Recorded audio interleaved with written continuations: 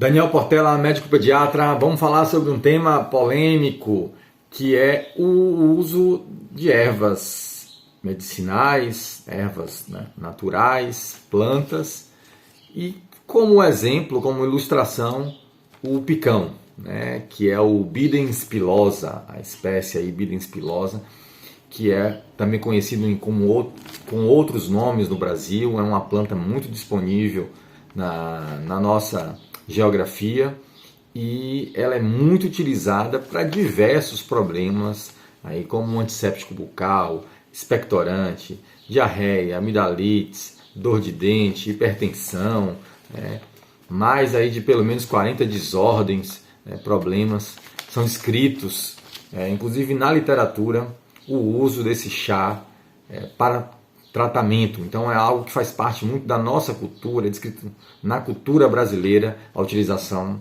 dos chás e dessa erva, particularmente aí o picão, o Bidens pilosa, tá bom? Então existe também alguns relatos, descrições de pequenos artigos, revisão de literatura sobre o picão na icterícia neonatal, tá? Então existe aí um estudo bioquímico dessa planta. Então aponta-se aí muitos fitoterápicos, a existência aí de mais de 200 compostos existentes, compostos químicos existentes no picão, e que dentro desses compostos aí, os acetilenos é um grupo de compostos químicos que auxiliariam o tratamento da icterícia neonatal. Parece então que principalmente esses acetilenos aumentam a absorção de ondas de luz longas, da radiação de onda, que auxilia então a alteração da bilirrubina, que o tratamento da icterícia é basicamente a fototerapia, a exposição de luz, que eu vou falar. Então, essa planta, o chá, no banho oferecido aos bebês, banhando os bebês aí pelo menos 2 vezes ao dia, essa substância na pele, ela aumentaria a absorção das ondas de luz e, portanto, acelerariam o processo terapêutico da fototerapia, o tratamento do banho de luz. Portanto, poderia ser usado. Tá? Tudo isso que eu estou falando aqui, gente, ainda está num campo teórico. A gente não tem evidência científica robusta para afirmar que o chá de picão deve ser utilizado como tratamento. E eu vou fazer até observações mais detalhadas. Tá? A icterícia é um problema comum nos recém-nascidos. Então, em torno de 60%, 70% dos recém-nascidos, nascidos a termo, terão icterícia, terão algum grau de amarelidão. Essa amarelidão vem da produção de bilirrubina, essa substância que vem da degradação dos glóbulos vermelhos, que os bebês nascem com grande quantidade de glóbulos vermelhos e vão destruindo esses glóbulos vermelhos ao longo das primeiras semanas de vida, porque não precisam mais dessa quantidade grande que existia dentro do útero, na vida intrauterina. E aí a liberação da bilirrubina, que é o produto químico dos glóbulos vermelhos, da destruição dos glóbulos vermelhos, vão deixar o bebê amarelado. A bilirrubina em excesso, em alguns bebês, se essa elevação de bilirrubina for acentuada, corre risco dessa concentração mais aumentada de bilirrubina causar dano aos tecidos do bebê.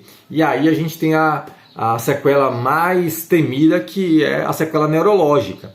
Esse excesso de bilirrubina no sangue dos bebês se acumula nos tecidos, tanto que ele se acumula na pele, por isso que dá aquela coloração amarelada, mas em outros tecidos, como por exemplo o sistema nervoso central, essa impregnação da bilirrubina, ou seja, o acúmulo da bilirrubina no sistema nervoso central, pode levar a lesões irreversíveis. É o que nós chamamos da síndrome do Kernicterus, que são as lesões neurológicas causadas pelo excesso de bilirrubina no corpo do bebê. Portanto, o tratamento nos casos de bebês que começam a elevar demais a bilirrubina, começam a se mostrar demais amarelados, ela é uma urgência, né? Uma urgência, em algumas situações é uma emergência que tem que ser resolvida, né, nas primeiras horas imediata, porque se a gente não tratar, essa bilirrubina continua subindo, vai impregnando, se acumulando nos tecidos, no sistema nervoso central, provoca dano, destruição das células nervosas e gerando sequelas irreversíveis para toda a vida do bebê. Daí a importância, então, que nós estamos falando sobre um problema que é sério, né? E aí vamos falar sobre isso. Eu já fiz vídeo aqui anterior e é um vídeo muito bem assistido e com muitas críticas, né? Eu separei até alguns comentários aqui. O vídeo traz comentários do tipo: eu confio mais nos antigos que nos médicos. Eu falo lá sobre a observação do picão e aí foi muito criticado porque eu fiz um comentário de que a gente não tem evidência, que não é bem assim, que tem muito cuidado, o tratamento é convencional. E há ainda muita crítica.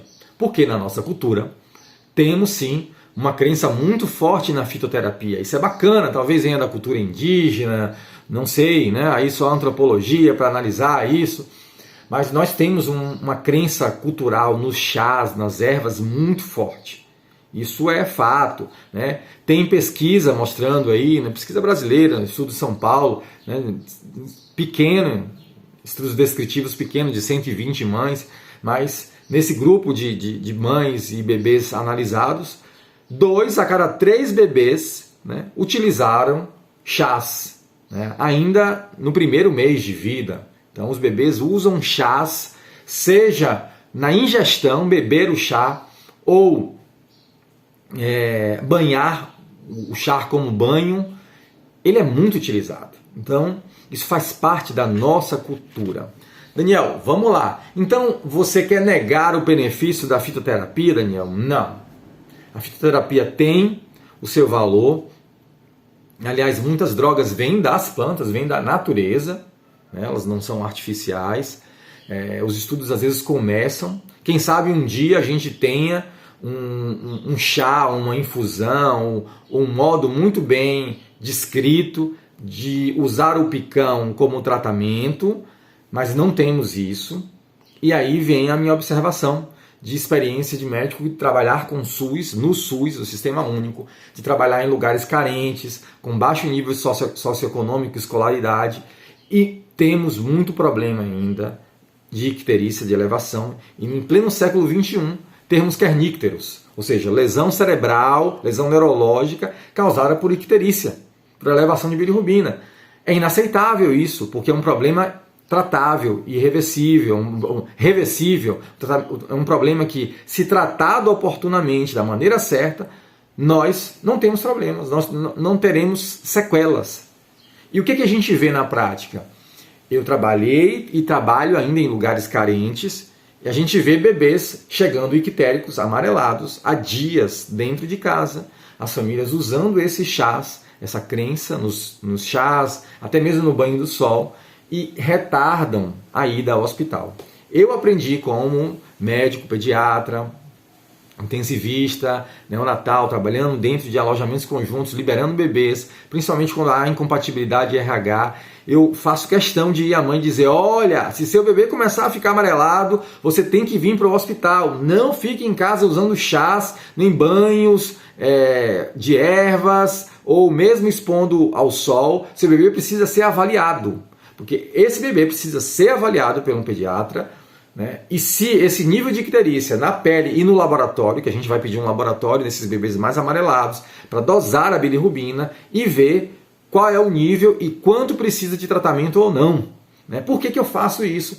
Porque já vi inúmeras vezes bebês chegando amarelos esverdeados tardiamente e aí com sequelas irreversíveis, né?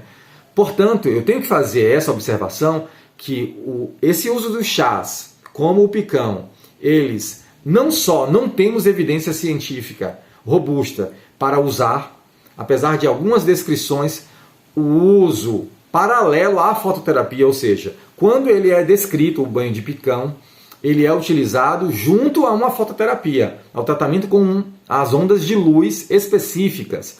Então, nós temos a onda azul, a onda de luz azul, que mudou muito, gente. Nos meus 16 anos de pediatria, nós hoje vemos muito menos kernícteros, lesões por bilirrubina, elevações e icterícias graves, porque os equipamentos de fototerapia, aquela luz hospitalar, aquela luz azul, né, melhorou muito. Então, equipamentos mais potentes, com onda de luz específica, que nós sabemos que existe um comprimento de onda, uma irradiação específica que transforma essa bilirrubina numa forma solúvel e ela é eliminada pelo corpo mais rapidamente. Então nós vemos isso na prática. Bebês que chegam com icterícias bem elevadas e em 12, 24 horas essa amarelidão diminui drasticamente, graças aos equipamentos que nós temos.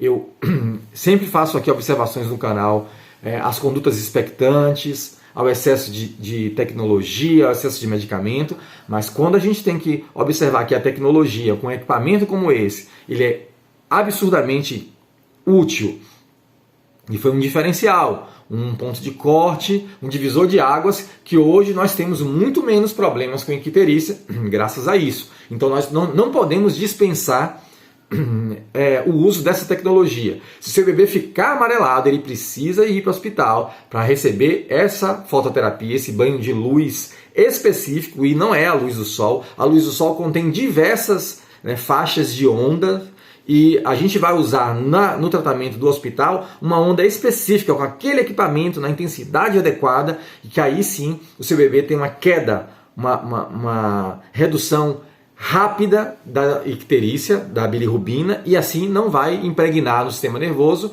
central e causar danos ao seu bebê, certo? Então daí a minha observação e o cuidado com esse vídeo.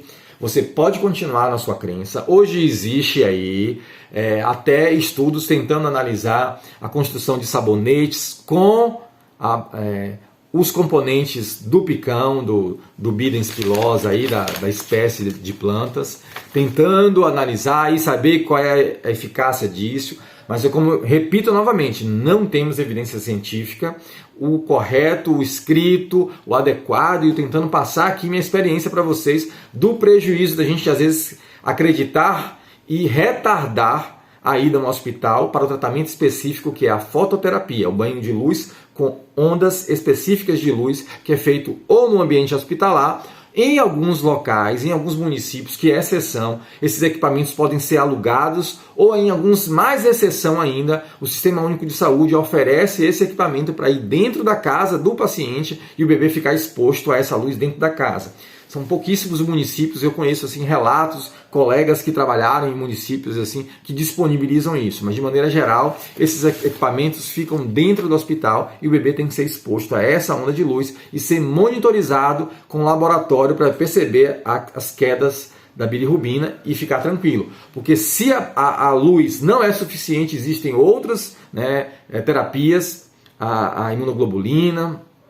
Existe a exsanguínea transfusão, que é a retirada desse acúmulo de sangue do bebê impregnado com bilirrubina e troca, o bebê é transfundido em situações extremas, onde há uma elevação muito alta e causa o risco do bebê, porque o que a gente quer é reduzir essa icterícia rapidamente. Então, isso tem que ser feito no hospital, porque só assim a gente vai ter noção do que está acontecendo. Em situações específicas, pode ser feito em nível ambulatorial, dentro da casa, com esse município que tem essa estrutura, e vai ter que ter uma equipe para estar monitorizando esse bebê.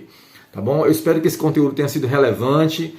Aceito críticas, pode traçar aqui suas opiniões. A crença na fitoterapia, nas ervas, é muito forte. Bacana isso, a gente pode utilizar, mas com muita precaução e cuidado com um problema seríssimo como esse, como a icterícia, que pode provocar danos para o resto da vida, deixar uma criança, um futuro adulto sequelado, que vai ter uma qualidade de vida totalmente reduzida, insuficiente, ruim, comparado a um bebê que seria tratado adequadamente.